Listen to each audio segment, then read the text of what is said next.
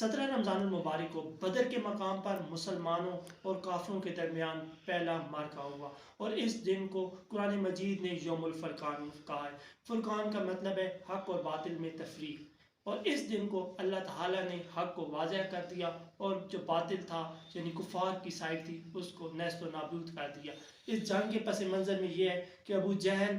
1000 کا لشکر جرار لے کر بدر کے مقام پر آ کے خیمہ زن ہو جاتا ہے، اور نبی کریم صلی اللہ علیہ وآلہ وسلم صحابہ سے مشاورت کرتے ہیں، کیونکہ نبی کریم صلی اللہ علیہ وآلہ وسلم کو پتا تھا کہ اگر آج کسی قسم کی کمزوری یا بزدلی کا مظاہرہ کیا گیا تو کفار مکہ کے جو ہے دل بلند ہو جائیں گے، ان کے حوصلے بلند ہو جائیں گے، اور مسلمانوں کے لیے مدینہ کے اندر رہنا مشکل ہو جائے گا۔ منافق اور یہود جن کو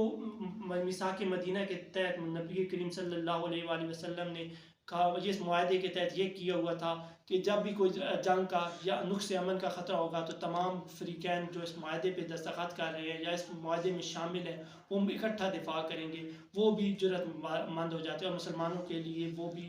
زندگی اجیرن کر دیتے۔ ان تمام پس منظر میں نبی کریم صلی اللہ علیہ وآلہ وسلم نے نشست مشاورت کی، اور اس میں کیونکہ اسلام کا بنیادی اصول ہے کہ وَأَمْرُهُمْ شُورَىٰ بَيْنَهُمْ، کہ مسلمانوں کے آپس کے معاملات ہمیشہ مشورے سے چلتے ہیں، تو اس مجلس مشاورت میں حضرت عمر فاروق رضی اللہ تعالیٰ عنہ جو ہے انہوں نے سب سے پہلے خطبہ ارشاد کیا، اور اس کے بعد جو ہے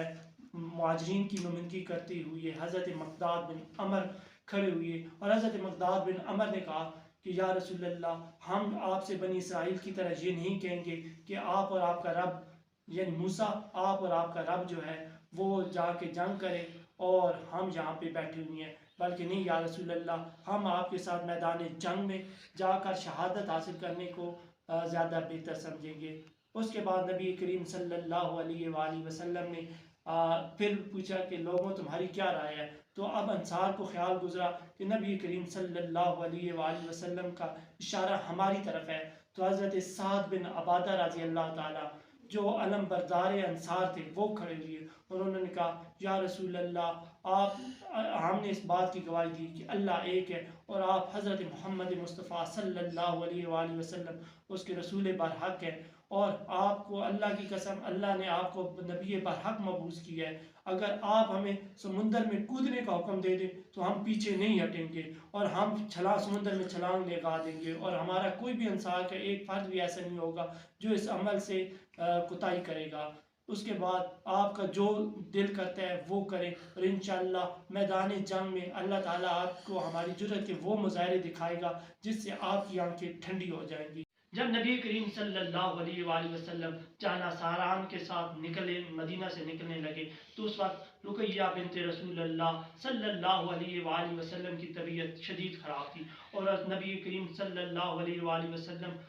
اس تکلیف اور پریشانی کے عالم میں تھے کہ آپ کو امید نہیں تھی کہ شاید حضرت رقیہ سے آپ کا دوبارہ زندگی میں سامنا ہو یا نہ ہو۔ حضرت عثمان غنی رضی اللہ تعالیٰ عنہ کو آپ نے کہا کہ آپ حضرت رقیہ کے پاس ٹھہر جائیں اور ان کی خدمت اور تیمارداری کریں، اللہ آپ کو بدر میں جو شرکت کر رہے ہیں ان جتنا ثواب دے گا۔ ان تمام باتوں کے بعد نبی کریم صلی اللہ علیہ وآلہ وسلم بدر کے میدان کی طرف نکلے۔ جب آپ بدر کی طرف نکلے تو آپ کے ساتھ 313 صحابہ کرام کا ایک جانثاران کا ایک لشکر تھا، ان کے پاس جو اسباب تھے وہ بھی انتہائی کم تھے۔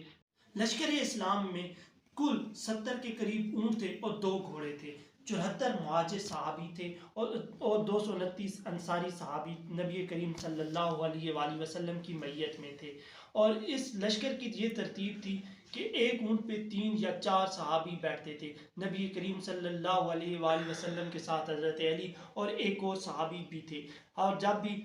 نبی کریم صلی اللہ علیہ وآلہ وسلم کی چلنے کی باری آتی تو جو باقی دونوں صحابی تھے وہ کہتے کہ یا رسول اللہ آپ اونٹ پہ تشریف فرماؤ، ہم چل لیتے ہیں، تو نبی کریم صلی اللہ علیہ وآلہ وسلم نے مساوات کی بنیادوں پر کہا کہ میں بھی اللہ سے تم سے زیادہ اجر کی امید رکھتا ہوں، اور کیا تم مجھ سے زیادہ طاقتور بھی نہیں ہو۔ اور اس سیرت نگاروں نے لکھا ہے کہ اس لشکر میں ایک تو سفید جھنڈا تھا ہی تھا، مگر اس میں پہلی دفعہ ایک سیاہ جھنڈا جس کے اوپر عقاب بنا ہوا تھا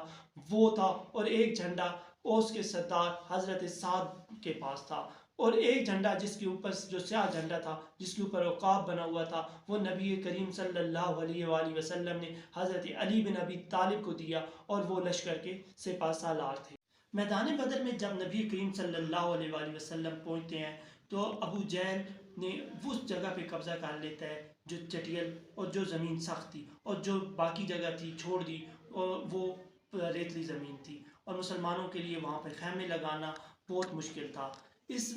اور ان کے لیے وہاں پہ پانی کا اسباب بھی کام تھے۔ نبی کریم صلی اللہ علیہ وآلہ وسلم کے حکم پر بدر کی اسی جگہ پر خیمے اور ٹیلے لگا دیے۔ اب اللہ کا حکم یہ ہوا کہ رات کو بارش ہو گئی اور جو مسلمانوں کی طرف جو ریتلی زمین تھی ریت بیٹھ گئی اور تہ چم گئی، اور جو کفار کی طرف جگہ تھی وہ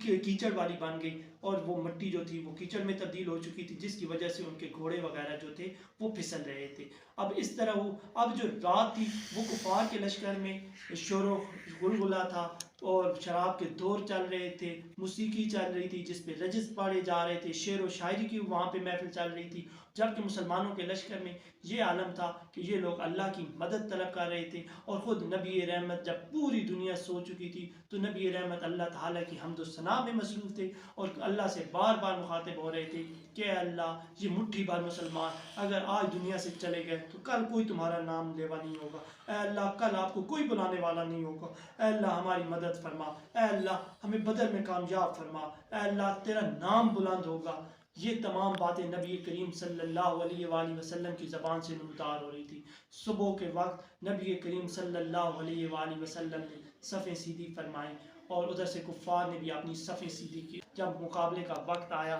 تو کفار کی طرف سے عتبہ، شیبہ اور ولید 3 سردار نکلے، تو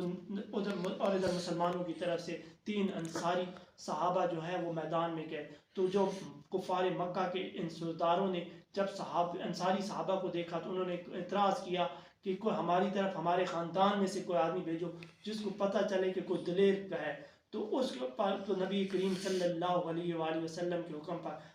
اب کفار مکہ کے سامنے حضرت علی، حضرت حمزہ یہ خاندان بنی ہاشم کے سردار اور حضرت ربیعہ بن حارث ان کے مقابل میں آئے، اور انہوں نے ایک ہی بار میں حضرت علی، حضرت حمزہ نے سر قلم کر دیا۔ جو آدمی حضرت ربیعہ بن حارث کے مقابلے میں آیا اس نے حضرت ربیعہ کو زخمی کر دیا، اور یہ دیکھ کر جب حضرت علی نے حضرت ربیعہ بن حارث کو زخمی دیکھا تو آپ آگے بڑھے اور تلوار کی ایک ہی ضرب سے اس سردار کا سر قلم کر دیا۔ اس کے ساتھ کفار بکھرا گئے، انہوں نے سر عام مسلمانوں پر حملہ کر دیا، مگر مجاہدین نے میدان بدر میں وہ جرأت و بہادری کی مظاہرے دکھائے کہ کفار مکہ بھاگ گئے۔ اسی غزوہ میں اللہ تعالیٰ کی مدد بھی نبی کریم صلی اللہ علیہ وآلہ وسلم کے ساتھ تھی۔ اللہ تعالیٰ نے فرشتوں کی مدد بھیجی، اور اسی لیے علامہ اقبال نے کہا کہ فضائے بدر پیدا کر، فرشتے اتر سکتے ہیں تیری نصرت کو گردوں سے کتار اندر کر۔ ہر امت کا ایک فرعون ہوتا ہے، نبی کریم صلی اللہ علیہ وآلہ وسلم نے اپنی امت کا فرعون ابو جہل کو قرار دیا۔ ابو جہل جس نے مسلمانوں کو تکلیف پہنچانے میں کوئی کسر نہیں چھوڑی تھی۔ اس جنگ میں 2 معصوم بچوں سے اس کو اللہ تعالیٰ نے اس کا خاتمہ فرمایا۔ حضرت معوذ اور معاذ نے اس نخوت و غرور کے مینار کو قتل کر دیا، بلکہ عبرت کا نشان بنا دیا۔ اس جنگ کے شروع ہونے سے پہلے نبی کریم صلی اللہ علیہ وآلہ وسلم نے صحابہ کو بتایا کہ اس جگہ پہ فلاں کافر مرے گا، اس جگہ پہ فلاں کافر مرے گا، یہاں پہ فلاں سردار مرے گا۔ اس جنگ میں مسلمانوں کے ہاتھ بہت زیادہ مال غنیمت آیا، اور اسی جنگ میں مسلمانوں نے 70 اور بعض میں لکھا ہوا ہے کہ 100 کے قریب کفار مکہ کے لوگوں کو قیدی بنایا، جن میں ان کے مرد اور عورت بھی شامل تھے۔ اور اسی جنگ میں مسلمانوں کو تلقین کی گئی کہ وہ مال غنیمت کے پیچھے نہ پڑتے، بلکہ وہ کفار کو تہتے کر دیتے جس طرح انہوں نے مسلمانوں کو نقصان پہنچایا ہے۔ جنگ کا خاتمہ ہوتا ہے، نبی کریم صلی اللہ علیہ وآلہ وسلم غزوہ بدر میں کامیاب ہوتے ہیں، مسلمانوں کے ہاتھ بہت زیادہ مال غنیمت آتا ہے۔ نبی کریم صلی اللہ علیہ وآلہ وسلم اس مال غنیمت کو اور ساری چیزوں کو لے کر فاتحانہ انداز میں جب پہنچتے ہیں مدینہ النبی میں، تو نبی کریم صلی اللہ علیہ وآلہ وسلم اس ٹائم مدینہ کے لوگ نبی کریم صلی اللہ علیہ وآلہ وسلم کی بیٹی حضرت رقیہ کو دفنا کر آ رہے ہوتے ہیں۔ نبی کریم صلی اللہ علیہ وآلہ وسلم حضرت رقیہ کی قبر انور پہ جاتے ہیں اور آپ کی آنکھوں سے آنسو جھڑ جاتے ہیں اور آپ بے تحاشر ہوتے ہیں، مگر یہ فاتح عالم جو ہے یہ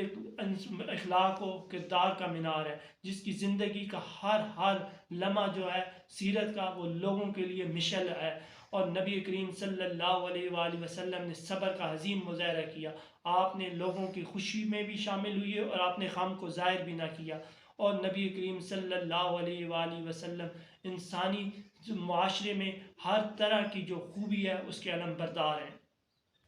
میدان بدر میں جب نبی کریم صلی اللہ علیہ وآلہ وسلم کے سامنے ابو جہل کا کٹا ہوا سر پیش کیا گیا تو نبی کریم صلی اللہ علیہ وآلہ وسلم نے اس کے کٹے ہوئے سر کو دیکھ کر اللہ کی حمد و ثنا بیان کی، اور آپ کی زبان سے بے تحاشا نکلا کہ سب تعریفیں اللہ کے لیے ہیں جس نے کفار مکہ کو ذلیل کیا اور اسلام کو عزت دی۔ اس جنگ کا ایک اہم واقعہ جب میدان بدر میں نبی کریم صلی اللہ علیہ وآلہ وسلم نے اپنی سپاہ کے لیے جو جگہ منتخب کی تو جناب خباب بن منذر رضی اللہ تعالیٰ عنہ نے عرض کی، یا رسول اللہ، یہ جگہ جو آپ نے منتخب کی ہے یا اللہ تعالیٰ کا حکم ہے یا انسانی رائے ہے، انسانی جو منشا ہے اس کے مطابق آپ نے چوز کی ہے؟ تو اس پہ نبی کریم صلی اللہ علیہ وآلہ وسلم نے کہا کہ یہ انسانی اندازے کے مطابق ہے، تو جس کے اوپر حضرت خباب بن منذر نے کہا کہ یا رسول اللہ، ہم ٹیلی کی طرف چلے جاتے ہیں، وہاں سے ہم پانیوں کے قریب ہوں گے، اور اگر ہم پانی پہ قبضہ کر لیں گے تو کفار پہ ہمارا غلبہ آنے کے زیادہ امکان ہو جائے گا اور کفار ہمارے زیادہ محتاج ہو جائیں گے۔ غزوہ بدر نبی کریم صلی اللہ علیہ وآلہ وسلم کی بہترین جارحانہ حکمت عملی، یعنی آپ نے مکہ میں دفاعی انداز سے جنگ کرنے کو مناسب نہیں سمجھا، آگے بڑھ کر میدان میں کفار کا مقابلہ کیا۔ حضرت علی، حضرت حمزہ اور باقی جانشینان صحابہ نے خوب شجاعت و جرأت کے مظاہرے دکھائے، اور اللہ تعالیٰ نے بھی اپنی مدد کے اسباب پیدا کیے۔ فرشتوں نے اللہ تعالیٰ نے فرشتوں کے ذریعے مدد فرمائی۔ سورہ انفال میں اللہ تعالیٰ نے فرشتوں کے میدان بدر میں بھیجنے کا بھی ذکر خود قرآن مجید میں کیا ہے۔ بدر کے میدان سے آج بھی مسلمانوں کو یہی درس دیا جا رہا ہے کہ آپ اللہ کی ذات پہ توکل کریں، اپنے ہتھیاروں